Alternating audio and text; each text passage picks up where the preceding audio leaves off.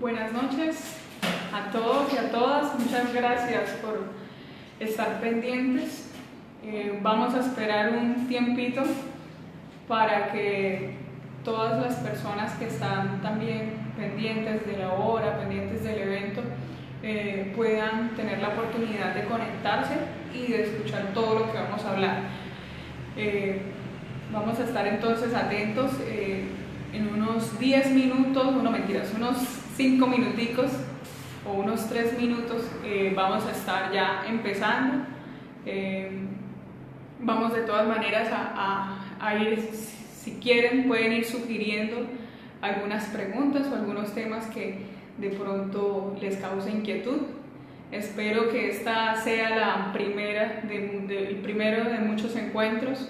Por ahora pues les cuento que tenemos programados 4 sesiones en vivo. Esta es la primera, el tema central o el tema inicial a este tipo de temáticas, que es qué debe saber toda persona acerca del VIH, es decir, personas con el diagnóstico, sin el diagnóstico, y que independientemente del lugar, de la edad que tengamos, de la situación en la vida en que estemos, es importante que podamos tener esta información.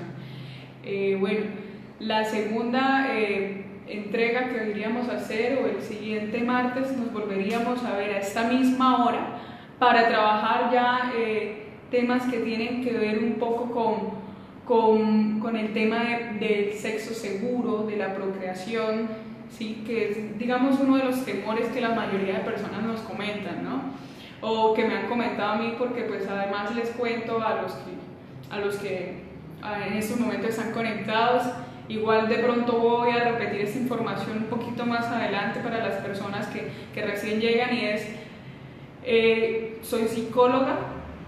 Bueno, mi nombre es Karina Romero, y llevo 5 años trabajando con VIH, con personas que conviven con el VIH, estudiando esta temática. En varias ocasiones nos pedían dentro de la IPS que nos actualizáramos, pero también habían muchos colegas o equipo interdisciplinario que nos decía: oye, mira, hay tal taller, también estaba el Fondo Mundial ahí muy pendiente, o en Bucaramanga también estaba la fundación que se encargaba, digamos, de acompañamiento, como era el caso que ahorita lo voy a mencionar al final, como los enlaces importantes o interesantes y verdaderamente confiables, que ahora se llama Santander Vida, ¿no? Santander VIH-DA Vida, dirigida por Diego Torrens, pero que anteriormente se llamaba Vida Nueva. Entonces, como les decía, llevo 5 años de experiencia en los que me metí de lleno a trabajar con más de 800 personas que viven con VIH por lo menos en el territorio de Santander, y con esa experiencia pues escuché un sinnúmero de historias. Trabajamos con muchas personas para encontrar soluciones, por así decirlo, a situaciones conflictivas que se presentaban tanto internas como familiares, como laborales, que son las que voy a mencionar ahorita que iniciemos. De todas maneras, recuerden escribir las dudas, las preguntas o los temas que ustedes consideren más interesantes, para que no se nos vayan a escapar en estos 30 o 40 minutos que vamos a compartir. Igual me podrían también estar escribiendo, y también, o sea, ojalá lo hagan por acá por la transmisión en vivo, pero si no saben hacerlo por aquí por medio de la transmisión en vivo y necesitan escribirlo por medio del inbox, no hay problema. Vamos a estar pendientes de todos esos canales para que no se quede ninguna duda sin resolver. Como les decía, para reiterar un poco la información, en 8 días, o sea, es decir, el otro martes a las 7 de la noche, estaremos aquí trabajando un tema que es muy importante para todas las personas. Vuelvo y repito, como todos los otros temas, son muy importantes para las personas que tengan el diagnóstico o no lo tengan. Es indispensable que esta información llegue incluso hasta la persona más adulta de la casa. Va a ser fundamental que despejemos dudas y que despejemos algunos mitos que podamos tener sobre esta patología. Entonces, ¿qué les parece si empezamos? ¿Están todos de acuerdo? ¿Qué dicen por ahí? Hola Melanie, ¿cómo estás? Hola, ¿cómo estás? Alfredo, ¿cómo vas? Es que me confunde ese nombre, ese segundo nombre tuyo. Un saludo a Juliet Paola, que también nos acompaña, y bueno, a todas las personas, a todas esas personas que nos están viendo. Bueno, vamos a empezar. Repito mi nombre, soy Karina Romero, soy psicóloga. Me considero experta en el tema porque definitivamente me ha entrado mucho tanto a estudiar como a trabajar con personas que han vivido con el diagnóstico, como a comprender cuáles son las problemáticas que se presentan.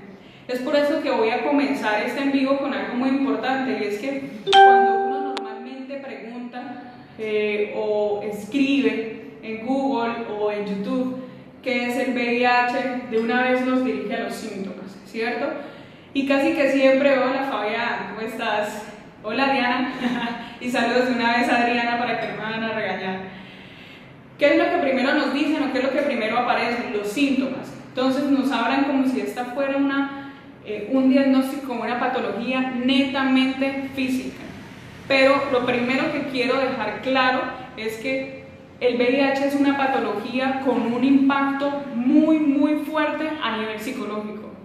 Es decir, nosotros los psicólogos o las personas que son el apoyo social de las personas que han vivido o que están diagnosticadas con VIH son el papel más importante de todo el equipo y de todas las personas que puedan estar alrededor.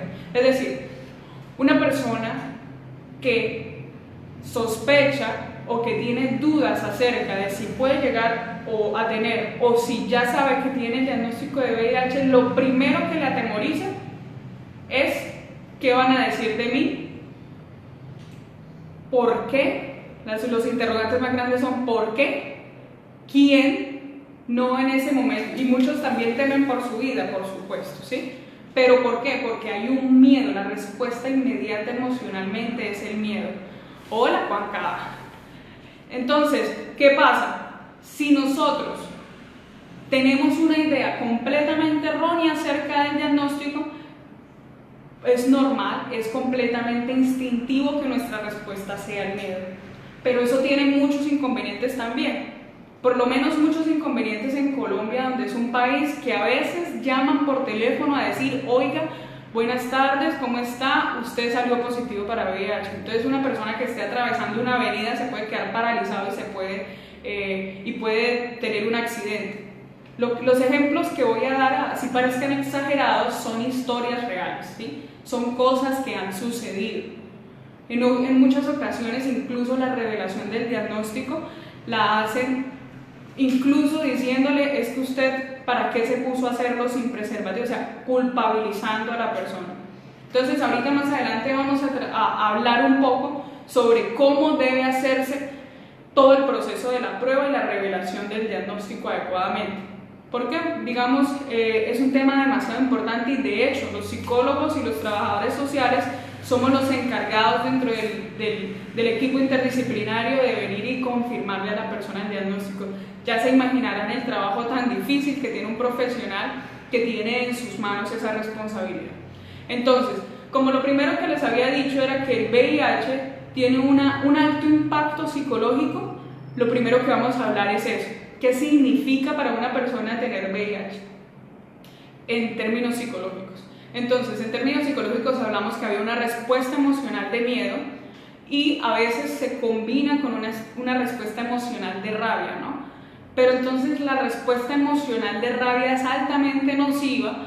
Digamos, en el momento es normal acerca de pronto de darse cuenta, de poder estar aceptando un poco este tipo de noticias, pero también es altamente nociva porque digamos que se quiere cambiar la realidad, ¿sí? La respuesta de rabia invita hacia un cambio de lo que se está viviendo porque no se quiere vivir esa realidad, y muchas personas desde ahí, con ese tipo de respuesta de rabia, toman decisiones de venganza, toman decisiones de cerrar su vida sexual completamente, de apartarse y aislarse.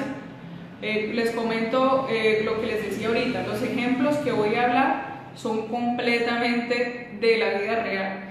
algunos pacientes que, digamos, recién conocía porque de pronto venía de otro proceso y recién entraba yo a esa IPS, que me decían, no, es que yo ya no quiero volver a tener una relación de pareja, yo ya no me voy a interesar en nadie más porque ¿quién me va a aceptar a mí con este diagnóstico? Entonces lo psicológico y lo afectivo van muy de la mano. ¿Y por qué van muy de la mano? ¿O qué tienen que ver estas dos variables? Si yo siento que me hicieron daño, si yo siento que me van a juzgar socialmente, que nadie me va a poder amar, si yo siento o pienso todas estas cosas y siento parte miedo y siento parte rabia, voy a aislarme efectivamente. La gente que está a mi alrededor y la gente que intente tener una relación conmigo no se va a dar cuenta de que yo me estoy aislando o estoy entorpeciendo eso a propósito, ¿sí? Pero aparte de eso, voy a estar todo el tiempo pensando en que yo estoy averiado o tengo algo que no me hace lo suficientemente igual al otro que no tiene el diagnóstico, y eso es un tremendo error, ¿sí? Hago todo este repaso de todas las cosas que surgen, digamos, de todo el malestar psicológico que aparece, para que entendamos que todo esto es un error realmente. ¿Y por qué, digamos, y cómo se puede llegar a entender esto como un error? Primero, porque físicamente la persona que tiene el diagnóstico como la que no lo tiene debe tener los mismos cuidados en una relación sexual. ¿En qué sentido? En que debe haber protección, ¿sí? Bueno, algunas personas van a decir, no, pero es que si yo tengo mi pareja estable y esa pareja estable mía solamente tiene relaciones sexuales conmigo, pero al mismo tiempo ya nos hicimos los exámenes y no estamos, no tenemos positivo la serología para VIH o el ELISA. ¿Qué ocurre? Claro, en ese caso, digamos que hay una especie de acuerdo personal, pero yo estoy en estos momentos hablando en los casos en que las personas inician una relación, ¿sí? Estamos partiendo del hecho de que esta persona es diagnosticada, pero asimismo se sabotea sus relaciones de ahí en adelante. Entonces, ¿cuál es la importancia precisamente de entender por qué pasa uno por todo este malestar psicológico? Y todo este malestar psicológico es porque se tiene una connotación ampliamente negativa acerca del diagnóstico de VIH. Pero si yo les quiero hacer una inquietud, yo sí les quiero insistir en, lógicamente, hacer ciertas comparaciones. Uno, la mayoría de personas cree que el VIH es peor que tener diabetes o hipertensión, ¿sí? ¿Por qué creen eso? ¿Por qué creen ustedes que las personas creen eso? Las personas creen que es peor el VIH porque lo relacionan directamente con muerte, cosa que es más, o sea, voy a hacer un comentario jocoso y es, ¿quién ve a Ricky Martin y se imagina que está a punto de morirse? Nadie se imagina que él se va a morir. Muchos ya sabemos, porque él lo ha divulgado, que él es VIH positivo. Pero la connotación cuando se trata de una persona que se ve tan saludable cambia, y eso es lo que la persona o el profesional de psicología o la persona, el familiar que hace la contención tiene que apoyar y tiene que ayudar, ¿sí?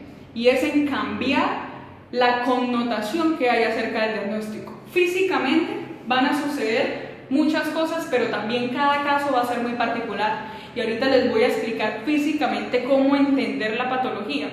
Pero quiero centrarme en estos primeros momentos que sé que son en los que de pronto van a estar ustedes también más atentos, es que el impacto es psicológico y es social, es decir, es psicosocial el impacto que más se tiene. Y obviamente eso repercute en lo que habíamos hablado ahorita, las relaciones afectivas, ¿sí? Y también tiene que ver con las ganas de pronto de volver a tener sexo. Muchas personas pierden la libido. Entonces vamos a hacer un resumen de ello y pasamos a por qué socialmente también es tremendamente juzgado. Entonces, hablamos de que el impacto inicial de tener VIH en términos psicológicos es un miedo, es un terror digamos, de aquí a Pekín, en el sentido en que la persona piensa que se va a morir, la persona piensa que va a enfermar gravemente y que no va a haber solución para ello.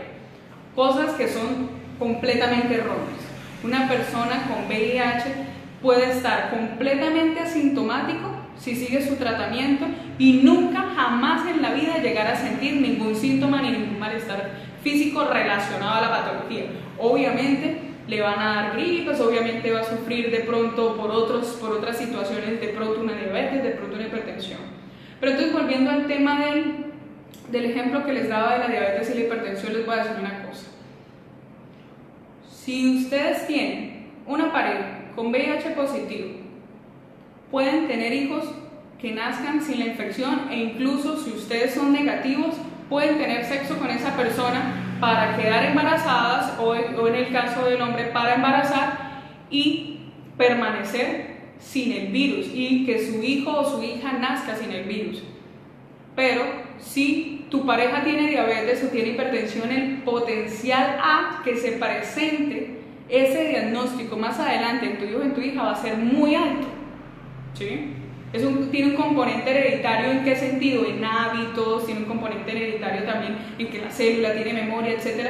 Pero no va a pasar que tu hijo nació siendo negativo y habiendo tenido todos los cuidados médicos, después haya aparecido con VIH. Eso es falso, ¿sí?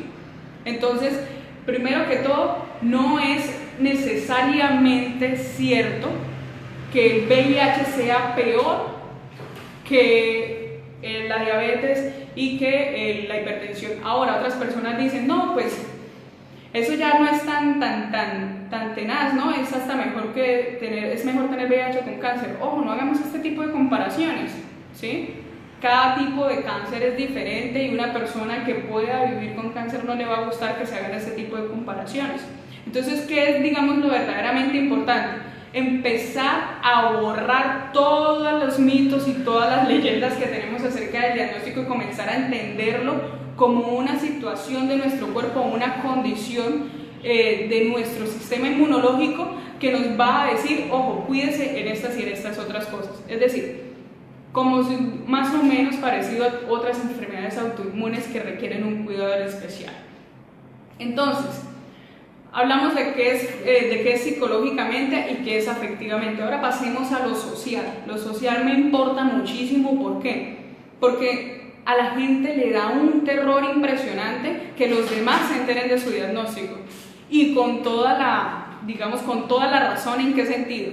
En que las otras personas no van a ir a decir, fulanito tiene VIH, entonces vamos a hacer una vaca para reunir plata para llevar, ¿sí? Lastimosamente la gente hace los comentarios de manera malintencionada y a tal punto que pueden llegar a dañar la honra, a dañar la reputación, a dañar también la tranquilidad de esta persona. Entonces es muy importante que podamos saber en quién confiar, porque hasta el mejor amigo, hasta la persona más cercana o hasta el familiar más cercano puede tener pensamientos erróneos sobre el diagnóstico. Puede ser que nuestra mamá o nuestro papá nos ame mucho, pero puede tener una idea completamente errónea. Entonces hay que tener también paciencia para que estas personas puedan ir identificando qué es lo que, necesitan aprender, qué dudas necesitan despejar. Entonces, socialmente hay varias circunstancias que van a tener que ver. Uno, socialmente, y digamos que eso también está ligado un poco a lo laboral, es que de pronto tenemos mucho temor o comienza una persona que recién está pensando en ¿será que lo tengo o no lo tengo? O recién diagnosticado, va a sufrir de una paranoia terrible, ¿sí? Los primeros meses va a sentir que la gente en la calle los mira y con eso ya la gente sabe que tiene el virus, es decir, como si tuviesen la palabra VIH aquí puesta. Además, sumémosle a eso que en Colombia, lastimosamente, y bueno, me disculparán las personas que están en otras partes del mundo, pero no sé si es la misma realidad y si es así no lo comparten. En definitiva, la situación de los centros de salud, donde se hacen los diagnósticos o donde se hacen las pruebas, la situación de confidencialidad es muy, muy frágil. Es decir, te puedes estar haciendo la prueba y por ahí a los 3 minutos ya alguien se puede estar enterando de que tú te hiciste la prueba y te salió positiva. Entonces, eso es algo también a fortalecer y eso es algo a lo que muchos le temen. Es muy normal. Pero hay que tener el suficiente conocimiento de la patología y también la suficiente entereza para poder decir, está bien, si tengo que asumirlo, lo más importante es saber el diagnóstico, ¿sí?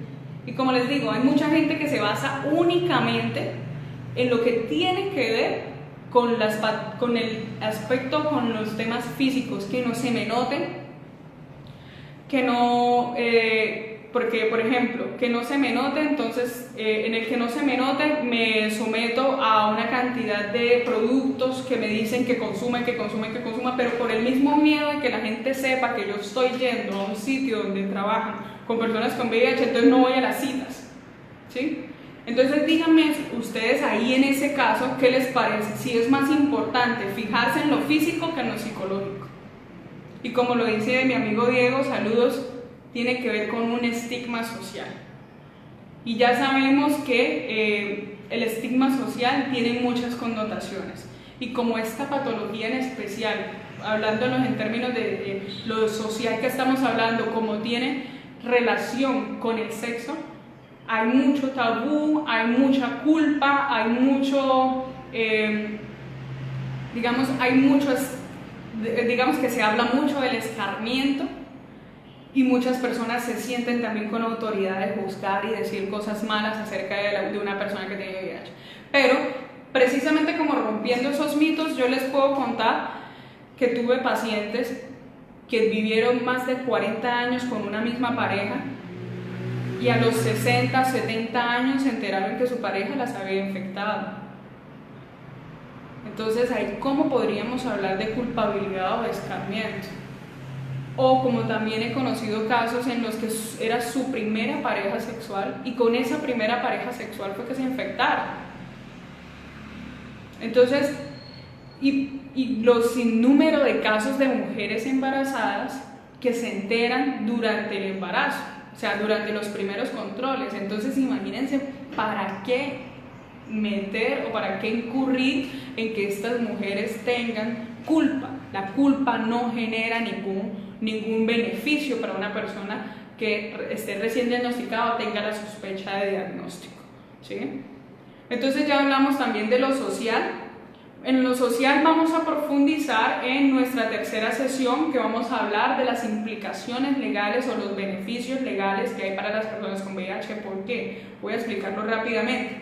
Porque una persona con el diagnóstico tiene derecho a que su diagnóstico no se sepa porque es su vida privada, su intimidad. Y una persona que incurra en estar divulgando el diagnóstico puede tener o cárcel o puede tener que pagar una indemnización bastante costosa, por lo menos aquí en Colombia, ¿sí? Hay normas y leyes sobre eso. ¿Qué pasa? Que la mayoría de personas no denuncian por temor a estar expuestos y porque lo primero que le preguntan en algunos casos, ya sea en los entes como la Defensoría u otros lugares, es ¿pero si es cierto o no? Cosa que ni siquiera deberían estar preguntando, porque es algo de su vida privada, es algo íntimo, es algo que no tienen por qué revelar. Entonces, a lo social profundizaremos en la tercera sesión, es decir, en 2 martes más adelante. Pero por ahora, volviendo al tema de lo social, es muy importante que tratemos de analizar. Hola Carolina, listo, ya muy buena pregunta y ahorita la tomo, ¿sí? ¿Cómo se transmite? No se habla de contagio, ahorita te explico por qué. Entonces, sobre lo social es muy importante que podamos aprender, todos, las personas que tengan o que no tengan la patología, que sepan que el VIH no tiene por qué tener una connotación negativa, ¿no? Lo primero que las personas de pronto reaccionan es, ay, pobrecito. No tiene por qué ser un pobrecito. ¿Por qué? Porque puede gozar de mejor salud que incluso la persona que no lo tiene, y ahorita lo explico más detalladamente. Y por otro lado, por favor, no incurrir en que la persona entonces está discapacitada o incapacitada ¿sí? Lo que tenemos es que enfocarnos en conocer precisamente, o sea, exactamente cómo se encuentra nuestro sistema inmunológico, conocer exactamente cuán avanzado o cuán proliferado dentro de nuestro organismo está el virus y conocer también cuáles van a ser las medidas para cuidar de nuestra salud, ¿sí? Eso es en lo que nos tenemos que enfocar. y también en muchísima motivación, porque la persona va a sentir tristeza, va a sentir ansiedad, va a sentir depresión, ¿sí? Incluso muchísimas personas llegan a la ideación suicida, el intento suicida o efectivamente al suicidio, porque recién se enteran de que tienen esta patología. Entonces no es algo que nos debamos tomar a la ligera, ¿verdad? Ahora, sí quisiera hablarles físicamente ya de algunos síntomas, pero también entonces voy a contestar la pregunta que hizo Carolina ahorita. ¿Cómo se transmite y por qué se habla de transmisión y no de contagio? ¿Sí? Contagio se habla más que todo cuando la persona, digamos, por decir, contagio podemos hablar de una gripa, ¿sí? Es decir, yo estornudé y liberé en el aire de pronto estos virus que pueden llegar a instalarse en el organismo de la otra persona. Pero cuando hablamos de transmisión, es decir, o transmisible, digamos que vamos a hablar de pronto de que hay un vector en el cual ese vector o esa persona o esa, digamos, esa forma de llegar a meterse dentro de mi cuerpo va a través de un fluido. Entonces, el ejemplo más clásico que yo utilizo para que también nos saquemos de la cabeza de que es que todos pueden llegar a infectarse por contacto sexual, es este que les voy a decir. Yo le digo a mis allegados e incluso les decía a mis pacientes, ¿ustedes han visto una pelea entre, digamos, dos hombres o entre dos mujeres? La mayoría de personas, gracias Carlos, gracias por ese comentario, la mayoría de personas llegan a tener peleas en las que pueden sangrar, ¿verdad? Y muchas veces las heridas, la sangre, es tanto de la persona con la que está peleando como la que está infringiendo de pronto la lesión. Entonces, tan sencillo como el tema de que si un hombre le pega en la nariz a otro hombre o una mujer le pega un puño y hace sangrar a la persona y se le revienta por acá la piel o se le hace un pequeño, hola Yesa, saludos, y se le hace una pequeña abertura, ¿qué ocurre? Por ahí puede ingresar la sangre y digamos toda la información que tiene el fluido sanguíneo de la otra persona. Entonces, ¿es fácil contraer el virus? Muy fácil, y ni siquiera con el contacto sexual, ¿sí? Entonces, si tuvimos un accidente de tránsito y de sangre de la otra persona cayó en mi cuerpo, en unas heridas abiertas, ya eso es una posible opción para tener el virus. De hecho, en algún momento tuve un paciente que me dijo, yo tuve un accidente y todos los que estábamos en ese lugar, en ese bus, todos terminaron con sangre de todos encima. Y yo no fui capaz de decirle a esa gente que yo tenía el diagnóstico. Entonces, ¿qué ocurre ahí en esos casos? Hay que estar pendientes y tener presentes que si yo llego a tener, por ejemplo, una relación sexual donde no me haya protegido, o si llego a tener una riña o una pelea donde haya contacto de fluidos, de sangre específicamente, o si llego a tener un accidente de tránsito donde el cuerpo de otra persona que yo no conozco pasó sangre hacia mis heridas y hacia mi cuerpo, ¿qué tengo que hacer? Pedir en urgencia, si está toda la gente ahí, venga, hable con todos y tomen una prueba rápida que deben tenerla ahí en ese centro de urgencias, pedir una prueba rápida y revisar si pueden estar positivos. Pero igual eso no es del todo fiable. ¿Por qué? Porque puede que en menos de 3 meses, o sea, puede ser que esa persona haya tenido una relación sexual de riesgo o una riña o un intercambio de fluidos 5 días antes y la prueba no lo detecta. Entonces, ¿qué es lo más seguro? Pedir la profilaxis para VIH. ¿La profilaxis para VIH qué es? La profilaxis, ¿qué significa? Es como una especie de prevención, es como una especie de antídoto. ¿Ese antídoto para qué sirve? Ese antídoto me permite a mí que si yo lo tomo en las primeras 72 horas, me va a permitir que no se desarrolle el virus.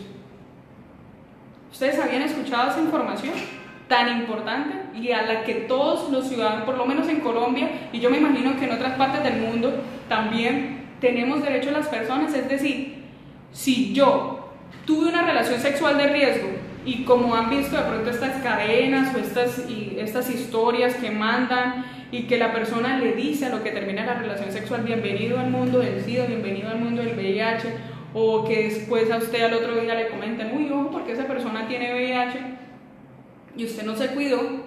Usted sabía que tiene derecho, plenamente derecho, a ir al centro de urgencias y decirles, necesito urgentemente la profilaxis para VIH. ¿Por qué? Porque tuve un contacto de riesgo, tuve contacto con una persona que tiene la patología y necesito tomarme ese medicamento para poder, digamos, estar fuera de peligro, ¿sí? Entonces, bien, Carol, listo, ya voy a responder a eso. Entonces, ¿qué ocurre? ¿Qué he dicho? Que por medio de la sangre, ¿sí?, de herida abierta, que haya fluido o esa sangre llegue a una herida abierta. Lo mismo que puede ser, digamos, los fluidos del hombre, el semen o los fluidos vaginales, a contactos de heridas abiertas, ¿sí? Y también relaciones sexuales no protegidas. Estas son las únicas maneras, ¿sí? Por lo menos así, digamos, de este contacto. Por ejemplo, en el caso de la mujer, exacto, Fabi, hay que divulgar este tipo de información. Es importante que todas las personas sepamos que tenemos derecho a que nos entreguen la profilaxis. Es más, qué rico sería que uno pudiese contar, sin necesidad de ir a urgencias, que pudiese contar con una profilaxis para uno mismo, que también se puede, y ahorita les voy a explicar cómo, ¿sí? Pero entonces, lo que les decía, formas de transmitir o de llegar a infectarse. Entonces, les decía, por contacto con sangre de una persona infectada. Entonces, ¿qué ocurre? Hay muchas preguntas sobre esto. Este tema es muy importante y es muy buenísimo. Hay muchas preguntas sobre esto. Entonces, ¿qué pasa? Si la persona que tiene el virus, que está infectada, derramó esa sangre y esa sangre lleva 1 hora ahí afuera expuesta, esa sangre no tiene virus, ¿sí? Ese virus no está vivo, ¿sí? Hay muchas personas que dicen, no, es que de pronto esa carga viral es muy alta y ese virus debe estar ahí vivito. Es muy poco probable. Es decir, tampoco es que el riesgo sea inminente porque es que esa sangre lleva 40 años ahí, yo la toqué y me infecté. No, falso, ¿sí? Pero si yo tengo contacto directo con la sangre de la persona que está infectada e ingresó, como puede ser por una jeringa, porque le estaba sacando sangre y pum, me pinché, entonces ahí en esos casos hay riesgo y en esos casos es importante ir a la profilaxis. Las relaciones sexuales no protegidas, en las que sobre todo nosotros, las mujeres que somos receptivas, tenemos mucho más riesgo de llegar a ser infectada, o en el caso de algunos hombres homosexuales que tienen o mujeres trans que tienen sexo anal, ahí hay mucho riesgo, ¿sí? ¿Por qué? Porque son receptivos también. Entonces, importante en todas las relaciones, y eso lo vamos a hablar en el próximo martes que nos veamos, relaciones protegidas, siempre. Ojalá incluso con nuestra pareja estable, relaciones protegidas. Que por el sexo oral se transmite, depende, eso lo vamos a hablar el otro martes. No es siempre, no es siempre que ocurre, y les voy a explicar como esos tips para protegerse en el tema sexual. Pero ahora pasemos a otro, y es una pregunta que hacían, que si por saliva se puede transmitir. No, para nada, ¿sí? En la saliva, si llega a haber virus, tocaría que la persona se tragara casi que 3 litros de saliva nuestros, 1 litro de saliva nuestro en 3 segundos. O sea, es imposible, ¿sí? Que han dicho que, por ejemplo, hay mucha cultura urbana o mitos que dicen, no, es que esa persona se rasgaba la lengua y se besaba con las personas. Entonces, ¿qué ocurre en estos casos? ¿Puede haber infección? Sí. La persona receptiva, es decir, la persona que está recibiendo el beso con sangre en la boca, tiene heridas abiertas, llagas en las encías, o incluso en el caso, digamos, más extremo, si tiene úlcera gástrica, ¿sí? Porque entra en contacto con una herida abierta. Sin embargo, pues si sentimos sangre de la otra persona en nuestra boca, es muy importante que estemos seguros de nuestra salud oral, ¿sí? Y este tema de la salud oral lo voy también a tocar el otro martes, porque también tiene que ver con lo que habíamos hablado, con lo que les estaba hablando ahorita del sexo oral. Entonces, hablamos de la saliva no, es un mito que por ella se pueda transmitir. Tampoco se va a transmitir porque toquemos a una persona con VIH, tampoco se va a transmitir porque le pique el zancudo y nos pique a nosotros, completamente falso, ¿sí? No se va a transmitir porque compartamos ciertas cosas. Por ejemplo, ¿qué ocurre mucho y qué me ocurría mucho? Que a mis pacientes les aislaban la comida, las cosas, ¿no? De comer, digamos, un baño aparte, platos aparte. Eso hiere muchísimo. O sea, el impacto psicológico de eso es muy brutal. Y no sirve de nada porque una persona con VIH no transmite absolutamente nada con el contacto con la piel, ni con el contacto de la saliva, como habíamos hablado. Hay otra forma de transmisión que es un poco más compleja, pero que nos invita a una reflexión muy importante, y es si una mujer embarazada puede transmitir el VIH una mujer embarazada, no, una mujer lactante, puede transmitir por medio de la leche materna. ¿Qué hay que hacer ahí? Primero, los controles son muy importantes dentro del embarazo. Hay unos controles a los 3 meses, hay otros a los 7 meses, pero si en el primer trimestre nos enteramos que la mamita tiene VIH, ¿qué es lo que hay que hacer? Darle tratamiento a esta mamita para que no vaya a desarrollar el virus, y con eso garantizamos que el bebé nazca sin la patología. Pero ya nacido el bebé, ¿qué ocurre? La mamita no debe darle seno y por eso se les suministra la leche materna desde la misma EPS.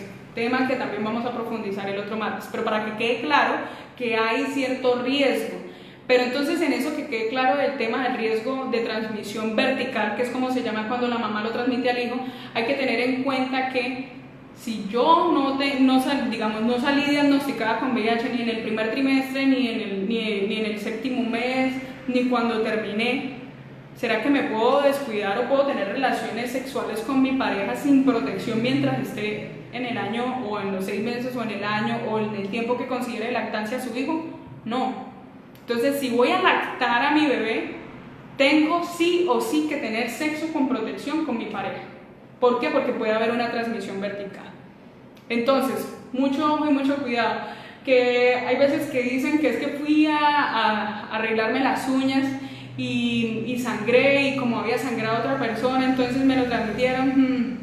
Dudosa versión, la verdad. Dudosa versión, ¿por qué? Porque el virus no dura vivo por fuera del organismo mucho tiempo. El virus necesita de nuestras células CD4 para estar vivos, y necesita 3 días para incubarse, para poder estar, digamos, ya amarrado a nuestra cadena genética.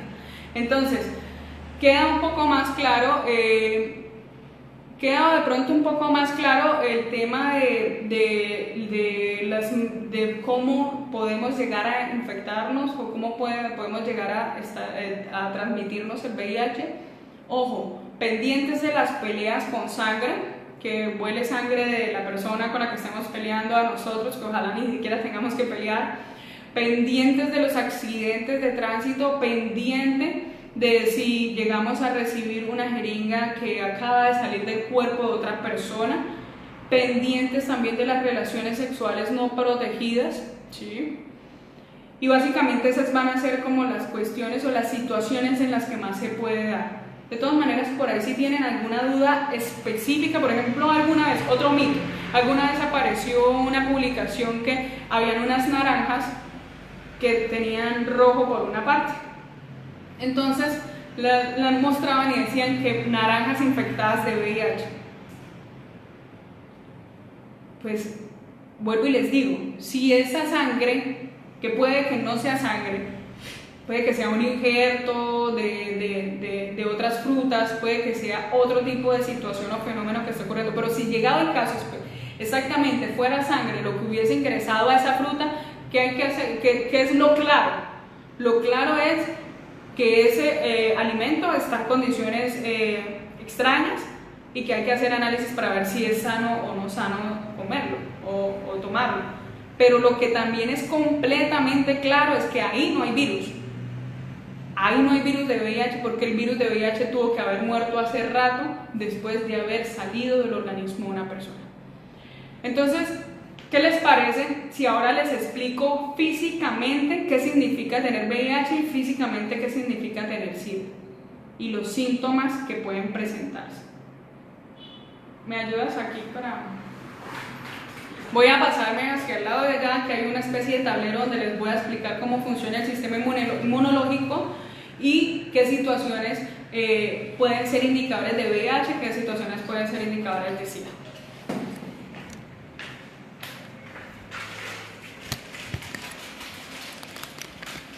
Bueno, ¿cómo vamos? ¿Sí me están entendiendo? ¿Sí sienten que la información les ha sido útil? Por lo menos la de la profilaxis es una información supremamente importante y todas las personas tenemos derecho a contar con ellas si tenemos un seguro, digamos, médico o algo así, pero si no lo tenemos, de todas maneras tenemos derecho a salvaguardar nuestra vida y el derecho a la salud, por lo tanto deberían darlo. Entonces, yo creo que va a tocar de pronto acercarlo un poquito más. Eso, perfecto. Listo. Entonces, recuerden que hay dos términos diferentes. Los dos términos diferentes son VIH y SIDA. Y normalmente cuando somos, digamos, que ahorita les voy a explicar cómo se trata esto en términos médicos, es decir, a contarles los secretos dentro de, digamos, lo que tiene que ver el sistema médico, cómo tratamos esta patología, que además es un excelente servicio y felicito a todos mis compañeros de trabajo y a todas las personas que se dedican a esta hermosa labor. Es un excelente trabajo que hacemos y ojalá se replicara para otras patologías. VIH, estamos hablando de cuando la infección está en el cuerpo, pero no necesariamente hay todo un cuadro sintomático. No hay una sintomatología donde la persona, su sistema inmunológico se colapsó prácticamente. Entonces normalmente hablamos de VIH cuando las defensas pueden estar. Yo conocí casos de personas con defensas en 1500 o más arriba de 1500, ¿verdad? Voy a ver si puedo acercar esto un poquito. Y ustedes me dicen qué tal se ve. No se alcanza a ver allí. Ah, listo, ahora sí. Esperen acá. Voy a ver si así. Listo, mejor. Entonces, conocí personas con defensas en 1500. ¿Sí? Eso es bastante alto. Normalmente los recién nacidos, los niños, pueden tener defensas desde 2500 o más hasta 1500, es decir, un sistema inmunológico de pronto bastante virgen, bastante fortalecido, que no ha tenido que batallar con muchos virus ni nada por el estilo, puede tener esta cantidad de células CD4. Los CD4, los linfocitos, los CD4 son con los que nosotros medimos qué tan fuerte es el virus, ¿sí? Entonces, si el organismo, por ejemplo, un caso muy particular y muy interesante es que si una persona no genera CD4, si una persona no tiene en su organismo estos CD4, no desarrolla el virus. Lo puede tener adentro, pero no evoluciona este virus. Es decir, es como si el virus utilizara las fábricas de estos CD4 para proliferarse, ¿sí? Entonces, estamos partiendo del hecho de que como los bebés o los recién nacidos pueden tener estas defensas, estas son altas. 2500 y 1500 es bastante alto. Cuando una persona está en 700, también podemos decir tiene un sistema inmunológico fortalecido. Pero ¿qué ocurre? Actualmente la norma o lo que se ha intentado instaurar es que anteriormente se consideraba que una persona por debajo de 350 debía tener tratamiento, las demás no. Es decir, hoy me enteré que tengo VIH, pero tengo los CD4 en 800, siga sin tratamiento, hágale, siga sin tratamiento, hágale. Pero ¿qué pasó y por qué eso cambió? Cambió la norma y cambió la guía para tratar esto. Y primero lo subieron a 500, ¿no? Entonces dijeron, no, ya no 350, ahora de 500 hacia abajo inicia tratamiento. Pero ¿qué ocurrió? comenzaron a haber casos de personas con los CD4 de 700 y de repente aparecía una enfermedad oportunista. Es decir, por ejemplo, les da algún tipo de bacteria, ingresaba en su cuerpo y comenzaba a tener este tipo de sintomatología la persona y decíamos, pero ¿cómo es posible si tiene unas defensas tan altas? Entonces, ¿qué ocurre? Hay virus que son tan tremendamente inteligentes que pese a un sistema de defensas alto, si él igual está muy proliferado, él va a intentar por donde sea atacar al cuerpo. Entonces, no solamente nos va a bastar tener unas defensas por encima de 700 o como antes decíamos, por encima de 500.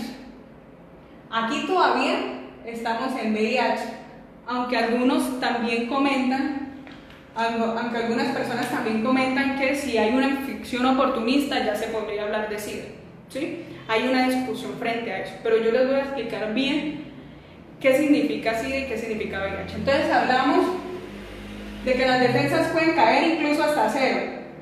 Tuve pacientes con defensas en 20. Eso es, digamos que médicamente nosotros decíamos, le soplamos en la cara y se muere, ¿sí? Digamos que eso es un poco mórbido y de pronto es un chiste de humor negro, pero es para que vean lo complicado que es llegar a ese tipo de defensas, y estos pacientes se recuperaron completamente, y es lo que vamos a hablar el último martes de este mes.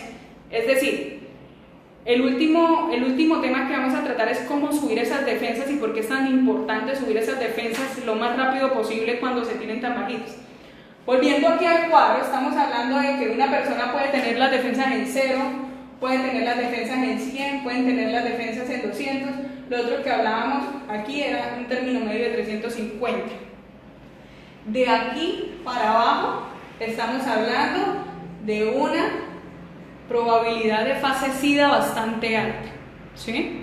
Es decir, si yo tengo las defensas de 200 hacia abajo, el virus me atacó el sistema inmunológico a matarme, me tiene completamente amarrada, ¿sí? Ay, no se ve lo del tablero, perdón, voy a intentar escribir el revés. Esperen un momento.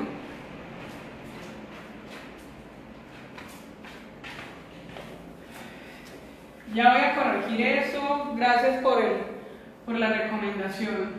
Entonces, estamos hablando del VIH, ¿verdad? Ahora sí se veía, ¿verdad?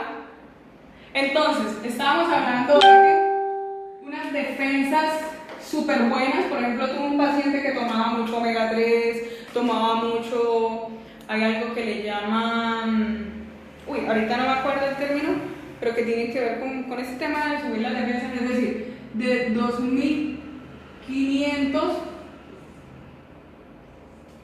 a 1500.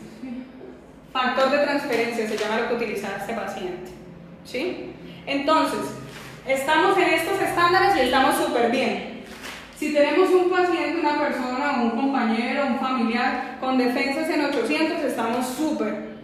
Pero lo que les decía ahorita, hay un riesgo de que pueda aparecer una infección oportunista, así que hay que estar expectantes. Si el médico decide, no vamos a iniciar tratamiento, está bien, no hay problema. Pero igual a la primera aparición de un síntoma hay que trabajar en eso, hay que resolverlo. Inmediatamente iniciar un tratamiento, que es algo que vamos a hablar ahorita más tarde. 700, súper. 500. La norma anterior a la actual decía debajo de 500, es decir, tocó el piso de 500, hay que iniciar, ¿sí? Pero también, ¿qué ocurre ahora? La nueva norma dice todo paciente con diagnóstico de VIH debe iniciar tratamiento, tenga las defensas que tenga, ¿sí? Pero también porque se discute, o sea, también es válido, también es perfectamente válido que el médico diga no le voy a iniciar. ¿Por qué? Porque el paciente puede tener 18 años, ¿sí? Porque el paciente de pronto tenga un estilo de vida muy saludable o porque el paciente tenga otras patologías u otras infecciones, digamos otras patologías que hayan que analizar muy bien con un equipo técnico científico y con el infectólogo a profundidad para ver cuál es el medicamento adecuado. O en algunos casos, pese a que la persona esté muy baja de defensas, no es prudente iniciarlo de una vez. ¿Por qué? Porque la persona puede estar teniendo una patología que se necesite resolver primero. Por ejemplo, digamos, ya estamos aquí, 350, que es donde la norma anterior decía que debíamos iniciar, o 200, cuando ya empieza el riesgo de, la fase SIDA, ¿sí? Es decir, el primer síntoma es el desgaste inmunológico, aquí en este caso si no hay ninguna infección oportunista. Entonces estamos aquí por debajo de 200, y de aquí, créanme, que puede caer hasta en 3. Me acordé de una paciente que estuvo con CD4 en 3. También tuve un paciente que estuvo con CD4 en 20, como les conté ahorita. Cosas impresionantes, casos completamente milagrosos que me alegra mucho poder haber ayudado en ese proceso a esas personas. Entonces, si estamos en esta fase y de repente la persona resulta que tiene una tuberculosis, no puede iniciar inmediatamente el tratamiento porque necesita primero pasar la primera semana e incluso a veces hasta el primer mes de tratamiento de tuberculosis para poder iniciar. Entonces, concluyendo, ¿qué puede dar? ¿Qué síntomas puedo presentar? Puedo presentar, recién me infecté, puedo presentar unos síntomas comunes como una gripa, las sudoraciones, el dolor en todo el cuerpo, las diarreas, la baja de peso, eso es normal, ¿sí? Pero después con el tiempo, eso es algo que llamamos la ventana inmunológica, es decir, recién recibimos la infección, al contrario, tenemos las defensas bastante altas, es decir, estamos aquí arriba, puede ser. Recibimos la infección y cae en picada nuestro sistema inmunológico, entonces podemos tener un brote, podemos tener cualquier cosa de las que nos ocurren normalmente. Y él vuelve a subir progresivamente. Y ya estando aquí, entonces ahí sí la caída va a ser lenta. En esta caída lenta es donde hay que verificar en cuál estamos cuando la persona es diagnosticada, porque casi nunca nos enteramos del diagnóstico aquí, porque aquí todavía no han pasado los 3 meses para que la prueba salga positiva. En este periodo de infección aguda, es decir, la infección está supremamente potente. Y aquí es donde les voy a explicar el tema de la carga viral. La carga viral es con lo que se contrasta también este tipo de información de los CD4. Es decir, se tiene en cuenta los 200, pero en términos de carga viral,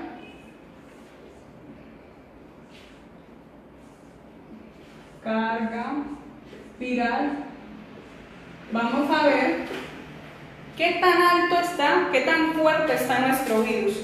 Entonces, nuestro virus puede empezar de 0, es decir, no tenemos nada de virus, apenas está creciendo, puede pasar por 300, normalmente salta rápidamente a 1000, normalmente puede saltar rápidamente a 10.000, y aquí en 10.000 es cuando la cosa se comienza a complicar. Es decir, ya aquí le comenzamos a prestar mucha atención. Digamos una persona que tenga las defensas en 800, tenemos de pronto una persona que tiene defensa en 800, pero con 10.000 de carga viral, estamos muy expectantes. Si hay algún síntoma de alguna infección oportunista, que puede ser cualquier infección, puede ser una bacteria de una celulitis, puede ser una bacteria en el estómago, en el intestino, puede ser una bacteria en el cerebro, como una meningitis, puede ser una toxoplasmosis, puede ser una histoplasmosis, una cuestión en los pulmones, puede ser cualquier cosa, ¿sí? Y si tenemos una aparición de esas, lo importante que es iniciar tratamiento, o por lo menos iniciar tratamiento para esa infección oportunista. Y después de iniciar tratamiento para esa infección oportunista, es muy importante iniciar tratamiento para el VIH, porque tenemos que controlar la carga viral.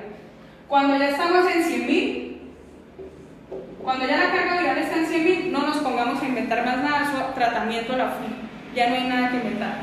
Entonces, normalmente si la persona está por encima de 100.000 y por debajo de 200, estamos hablando de fase SIDA.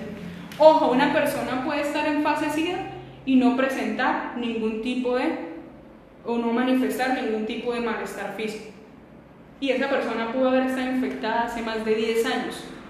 Es decir, que la única manera real de saber si tenemos o no tenemos la patología es hacernos la prueba, no esperar a que el cuerpo avise, porque el cuerpo es supremamente resistente. Y más en esta época en la que nos hemos acostumbrado a andar de peste en peste, de gripa en gripa, de malestar en malestar.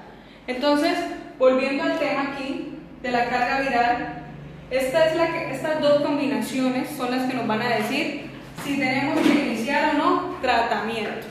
Y este tratamiento, ahí es donde voy a responder la otra pregunta que me han hecho en ocasiones, y es ¿cuántos años me quedan de vida? Entonces, el tratamiento actualmente, cualquier tratamiento, voy a hablarles en términos generales, cualquier tratamiento me sirve si me lo tomo juiciosamente, es decir, no lo interrumpo, y si lo llego a interrumpir, no lo interrumpo más de 3 días por mucho. Un tratamiento antirretroviral me puede servir entre 18 a... se me olvidaba. Discúlpenme. Un tratamiento antirretroviral me puede servir de 18 a 20 años. Años, como les acabo de decir, exactamente, años. ¿Eso qué quiere decir? Que perfectamente un solo esquema de tratamiento me puede servir para 2 décadas, si soy juiciosa. Entonces, si yo les dijera en estos momentos que en Colombia, por lo menos en Colombia, que pues me imagino que en el resto de Latinoamérica debe ser igual o mejor, tenemos en estos momentos hasta más o menos 5 tratamientos efectivos. Estamos hablando de aquí de 20 años, 20 años, 20 años, 20 años, estamos hablando entre 80 a 100 años en fármacos. Es decir, ¿a qué edad se va a morir una persona que esté diagnosticada con VIH? Puede vivir completamente su vida sin inconvenientes que tengan que ver con la pérdida de defensas o de CD4.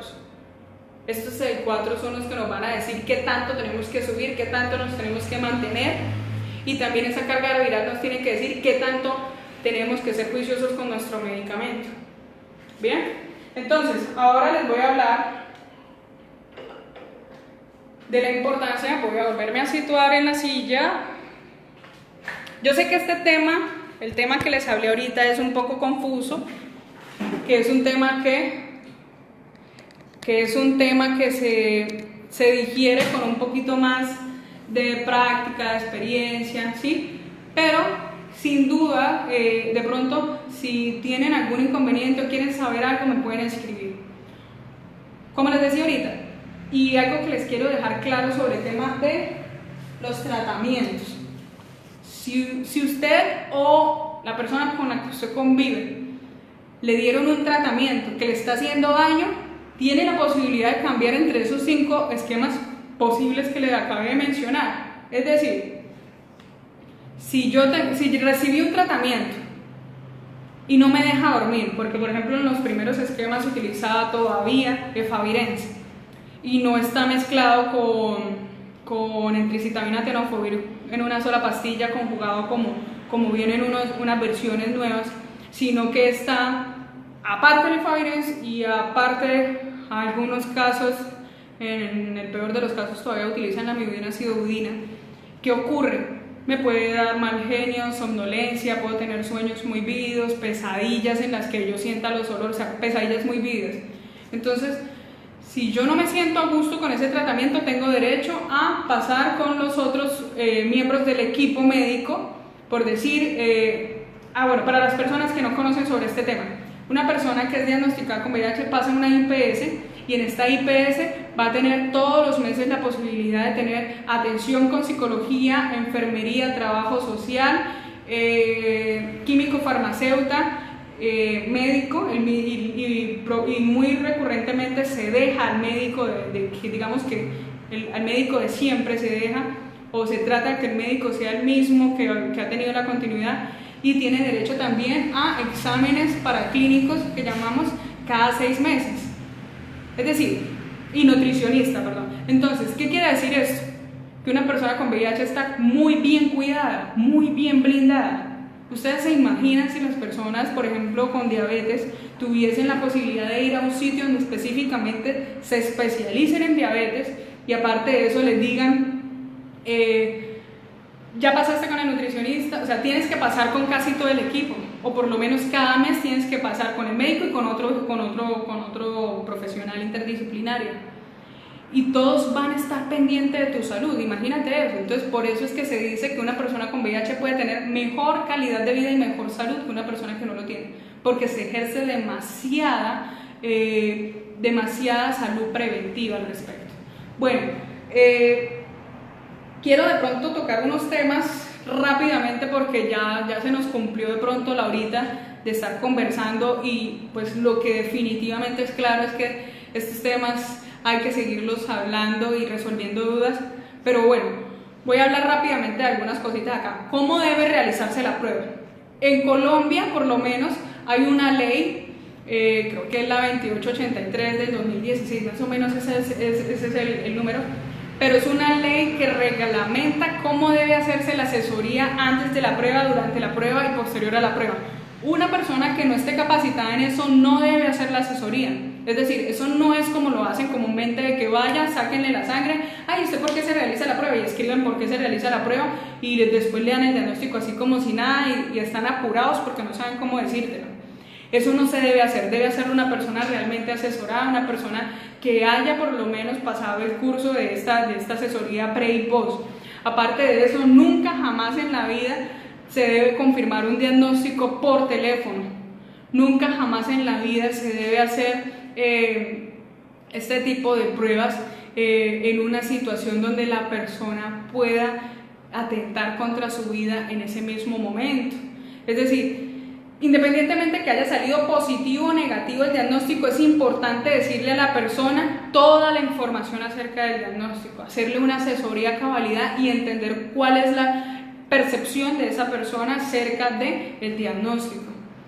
¿Qué hacer si estoy recién diagnosticado o tengo dudas sobre mi estado serológico? Bueno, lo importante es buscar información fiable. Si tú te vas a YouTube y te vas a Google, vas a encontrar información de gente negacionista. Hay un grueso de personas que piensan que esto no existe.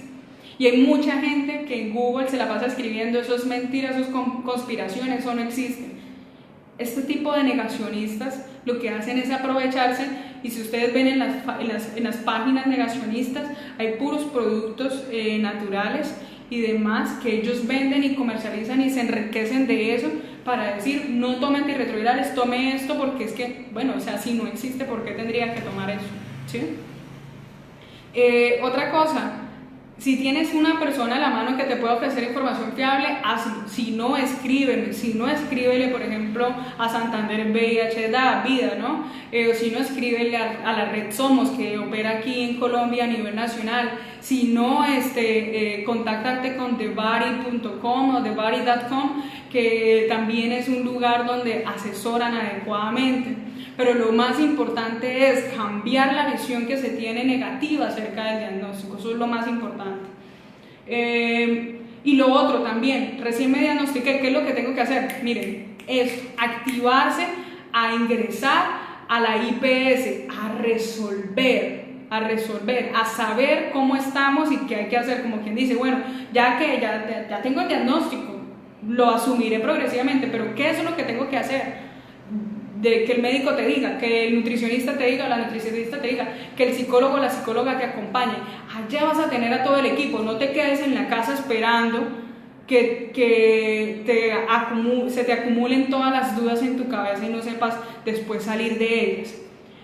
¿Cuántos años me quedan? Los que les dije. Una persona recién diagnosticada puede tener entre 80 a 100 años en tratamiento, es decir, nadie se tiene por qué morir de VIH o en fase SIDA o en complicaciones digamos de SIDA, si ya existe tratamiento para tantísimos años. Miren que en el 94 que llegaron los medicamentos a Colombia, la gente tenía que tomarse hasta 14 pastillas diarias, si no se morían, por eso se morían de la gastritis y todas las complicaciones.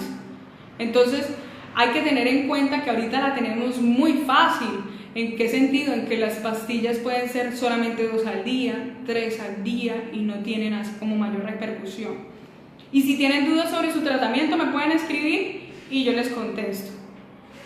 ¿Qué hago si mi amigo, familiar, pareja, tinielo, me cuenta sobre su diagnóstico? Lo primordial es resolver para sí mismo que el diagnóstico no es un problema, no es una discapacidad, no es una debilidad, no es un factor en contra.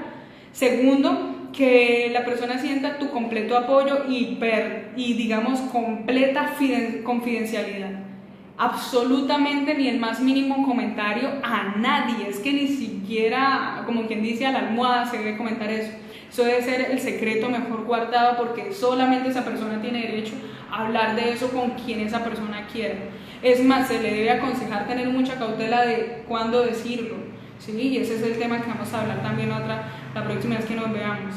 ¿Qué posibilidades hay de hallar la cura? Uy, este tema es genialísimo. Pero para simplemente reducirlo hay muchísimas posibilidades. Realmente la mayoría de las personas que trabajamos en este tema somos muy optimistas de que probablemente en 20 años ya podamos tener la cura. En estos momentos hay aproximadamente 3 tipos de grupos investigativos diferentes que tienen información, que están en la fase de experimento con personas con respecto a cosas que ya descubrieron en los experimentos con animales. Entonces ya estamos en una fase muy avanzada. ¿Y por qué se tienen que hacer todo este tipo de exámenes? Pues para ver si hay efectos secundarios o para ver si no empeora la salud o no empeora el curso de la patología más adelante. Mitos. Entonces hablamos de la profilaxis y también hay unos mitos muy importantes sobre los preservativos y las relaciones sexuales que vamos a resolver en la próxima vez que nos veamos. Muchísimas gracias por acompañarme, espero invitar al próximo y que te siga. Bueno, sí, muy importante, menos mal, aquí tengo a la persona indicada para que me recuerde todo.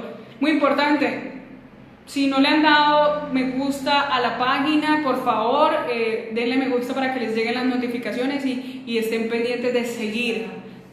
También pendientes de Instagram. En Instagram también vamos a estar subiendo algunas cápsulas informativas, pero al mismo tiempo vamos a estar avisando cuándo son los eventos y demás. Entonces traten de seguirnos en las dos redes sociales y no se preocupen por preguntarme directamente. Miren, incluso si son amigos míos, si son conocidos o si son familiares, completa confidencialidad. No se imaginan la cantidad de personas que conozco con la patología y cercanos a mí, o gente que es famosa, por así decirlo, y yo no he, digamos, puesto en evidencia a ninguna persona. Entonces pueden sentirse completamente tranquilos de escribirme por Instagram, por Facebook, mucho mejor si es por Facebook, es decir, síganme en las dos. Y a su vez, no se les olvide que el otro martes tenemos esta misma cita a las 7 de la noche y les recibo todos los comentarios y todas las sugerencias para que de pronto cada vez esto sea un espacio más agradable para todos ustedes. Muchísimas gracias de nuevo, muchas gracias. Estoy muy feliz, muy feliz de que hayan sido muchos los que han recibido esta información. No saben la alegría que me da y los quiero mucho a todos. Espero que nos volvamos a ver en 8 días.